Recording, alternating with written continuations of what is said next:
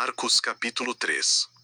Outra vez entrou numa sinagoga, e estava ali um homem que tinha uma das mãos atrofiada.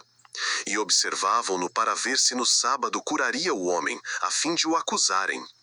E disse Jesus ao homem que tinha a mão atrofiada: Levanta-te e vem para o meio. Então lhes perguntou: É lícito no sábado fazer bem ou fazer mal? Salvar a vida ou matar? Eles, porém, se calaram.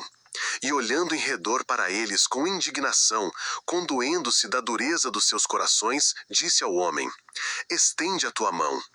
Ele estendeu, e lhe foi restabelecida. E os fariseus, saindo dali, entraram logo em conselho com os herodianos contra ele, para o matarem.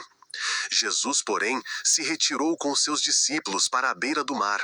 E uma grande multidão dos da Galiléia o seguiu, também da Judéia e de Jerusalém, da Idumeia e de além do Jordão, e das regiões de Tiro e de Sidom.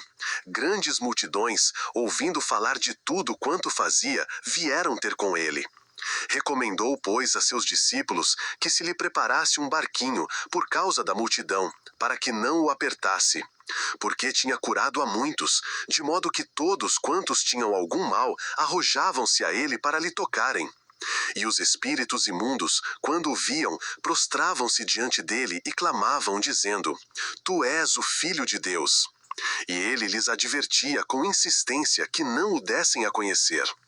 Depois subiu ao monte e chamou a si os que ele mesmo queria, e vieram a ele. Então designou 12 para que estivessem com ele e os mandasse a pregar, e para que tivessem autoridade de expulsar os demônios. Designou, pois, os 12, a saber, Simão, a quem pôs o nome de Pedro, Tiago, filho de Zebedeu, e João, irmão de Tiago, aos quais pôs o nome de Boanerges, que significa filhos do trovão, André, Filipe, Bartolomeu, Mateus, Tomé, Tiago, filho de Alfeu, Tadeu, Simão, o cananeu, e Judas Iscariotes, aquele que o traiu.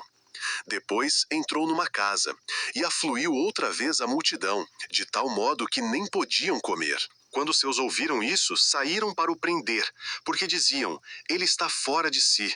E os escribas que tinham descido de Jerusalém diziam: Ele está possesso de Beelzebu, e é pelo príncipe dos demônios que expulsa os demônios. Então Jesus os chamou e lhes disse por parábolas: Como pode Satanás expulsar Satanás? Pois, se um reino se dividir contra si mesmo, tal reino não pode subsistir. Ou, se uma casa se dividir contra si mesma, tal casa não poderá subsistir. E se Satanás se tem levantado contra si mesmo e está dividido, tampouco pode ele subsistir, antes tem fim.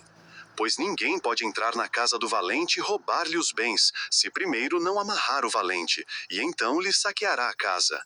Em verdade vos digo, todos os pecados serão perdoados aos filhos dos homens, bem como todas as blasfêmias que proferirem.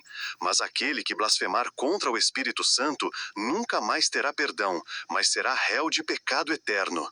Porquanto eles diziam: Está possesso de um espírito imundo. Chegaram então sua mãe e seus irmãos, e, ficando da parte de fora, mandaram chamá-lo. E a multidão estava sentada ao redor dele, e disseram-lhe: Eis que tua mãe e teus irmãos estão lá fora e te procuram. Respondeu-lhes Jesus, dizendo: Quem é minha mãe e meus irmãos? E olhando em redor para os que estavam sentados à roda de si, disse: Eis aqui minha mãe e meus irmãos. Pois aquele que fizer a vontade de Deus, esse é meu irmão, irmã e mãe.